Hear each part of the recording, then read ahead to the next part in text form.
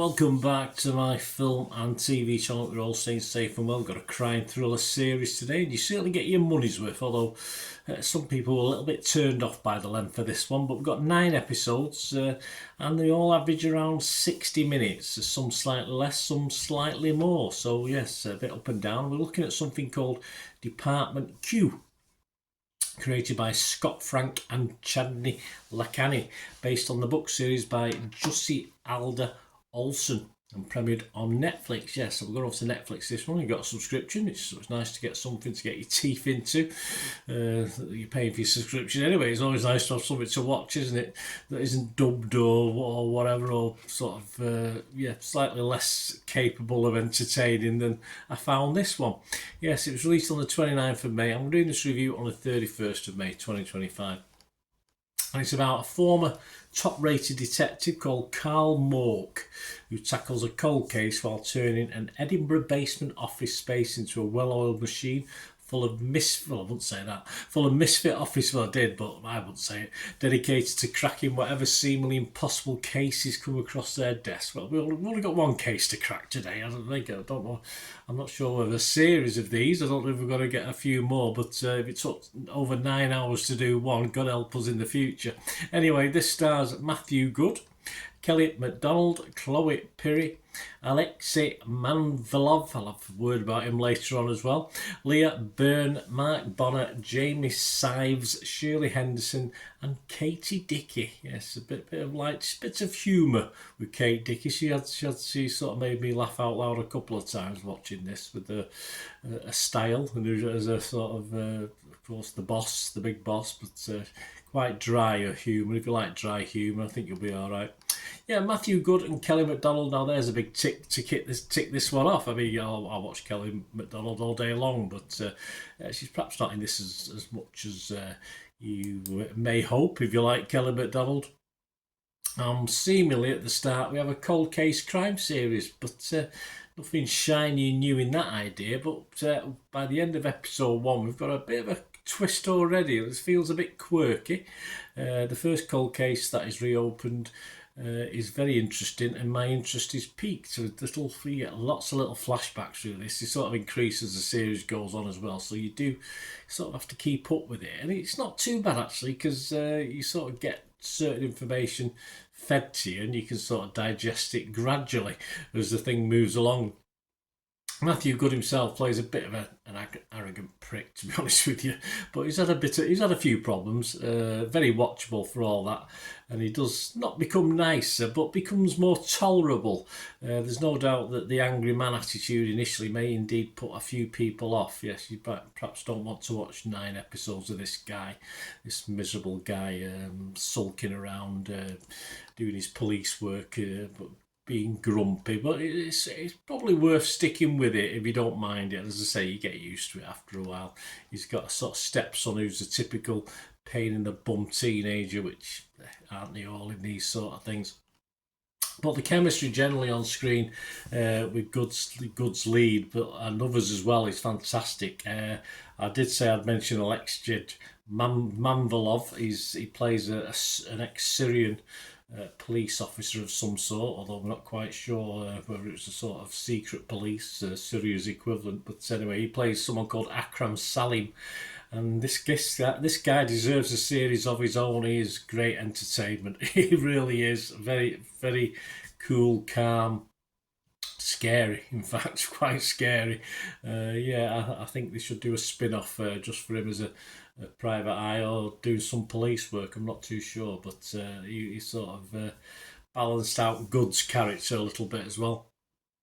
The pace is a little slow at times, but the story deserves your full attention, as it somehow manages for me to fill 9 long episodes pretty well, but not quite all the time.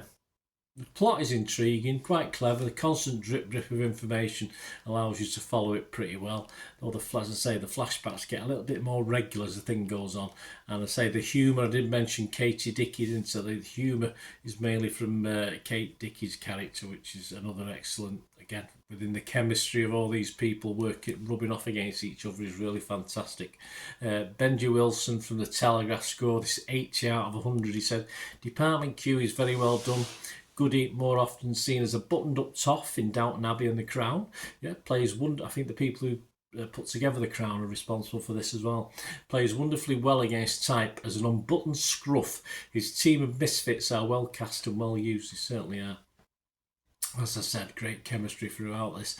Lucy Mangan, always difficult to please, Lucy. She's a hard taskmaster. She also scored at 80. Lucy's with The Guardian. She said, it is all fantastically well and rigorously done. The pacing has a leisurely confidence that some may find a touch slow. Yes, but allows for a character-first approach, creating a richness that amply rewards the initial patience. Can't say, well, I could say very similar myself. At 9 episodes, it does push its luck just a little bit. A couple less, yeah, perhaps might have been better, but it was enjoyable anyway, spending the time. So don't be put off or judge too early. The reward, I assure you, will come if you watch it all. But there is a possibility, and say even the people who like it have said there could be a problem with the timing of this. And there is a possibility you won't fully invest in this, as didn't Brian Tallarico, who I do quote a lot. He's from RogerEbbett.com. He only scored it 50. He said, I'm not familiar enough with the source material of the film adaptation to say for sure where this story has been padded, but it simply hasn't been done so in an interesting enough manner to justify 9 hours of television. Yeah, so there is a bit of proviso there, but I was okay with it. Rotten Tomatoes, 83% approval. 25 of the critics were fresh and 5 were rotten. Metacritic, 22 critics on there, 69 out of 100 it averaged. Rotten Tomatoes audience, so Joe Public, they liked it, 91%. Internet Movie Database, just over 2,000 scores and reviews as I'm recording this, and it's getting an 8 out of 10. Yours truly, well, as I say, at times I thought, I was a bit turned off to the lead character, but as I say, he sort of grew on me, and the other characters in this helped as well. So yeah, I'm going to be fresh on it. Rotten Tomatoes, I'll probably say, 90%, 10% fresh, so I was quite happy. I'll be positive on Metacritic, and I'm going to give this a good, healthy 7.5 out of 10. As I said, there's a couple, I might have gone a little bit higher, but I do know there will be people who just think this is too long, like Brian Tallarico did there. I just think it's one of those things that certain aspects might turn you off to it, and I fully understand that. But as I say, with the chemistry of characters in this, it sort of worked for me. Enjoyed it. Let us know your thoughts, guys, please. If you do like what I try and do on the channel, there are ways of supporting me. If you can help us out going forward, support the channel. And to do this, all you have to do is keep watching and listening.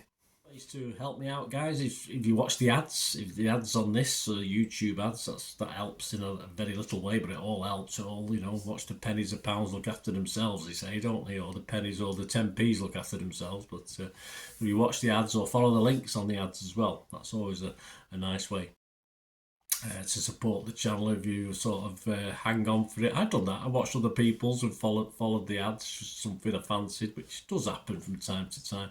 Of course, you can support me by pushing that subscribe button as mentioned earlier, and that of course pressing the button so you know when these vlogs are coming out. And of course I'm always interested in your opinions, and of course if you can give us a like, that'd be wonderful as well. So thanks for watching, guys. Hopefully I'll join you very, very soon with something else. Until we meet again, I'll never ask one thing, don't I? Please stay safe, everyone. Bye for now.